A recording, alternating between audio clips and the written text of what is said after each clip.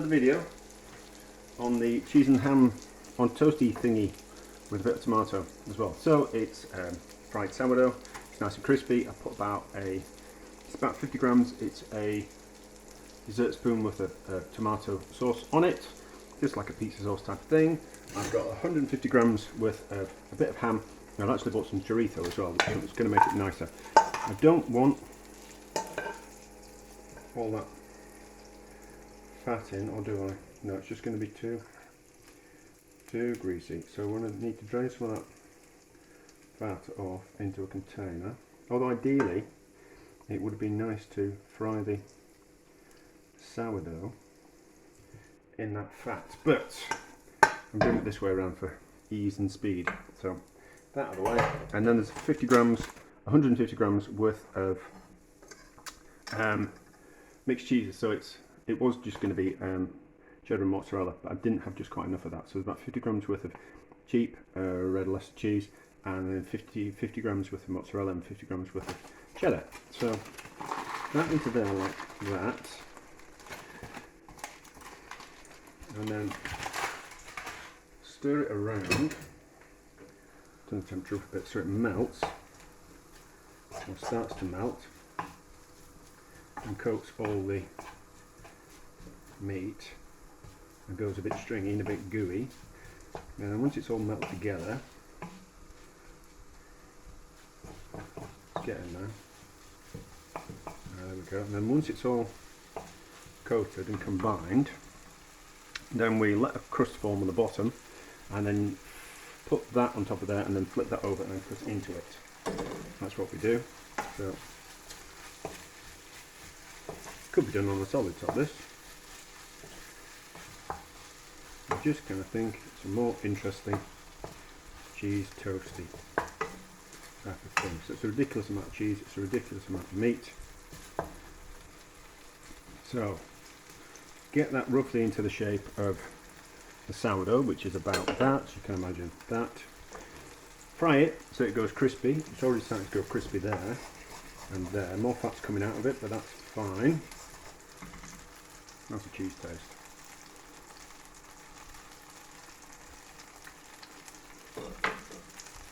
Very good. So it's a bit like a cheese on toast, deconstructed pizza really. So we just need the cheese to go crispy on the bottom so it forms a bit of crust, and then let's get it rid of that excess fat, otherwise it's going to splash it all over me and turn it over. So it's just a simple case of getting a spoon, and then I need a different container. It's burning himself if I'm not careful. Not the spoon. So your solid top is at a slight angle, so all that fat would drain away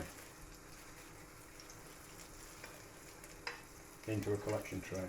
So it wouldn't need to be done by hand. So let's got most of that fat drained off. Let's throw that away, and then is it solid on the bottom? Yes, that's right. So thread on. Probably needs to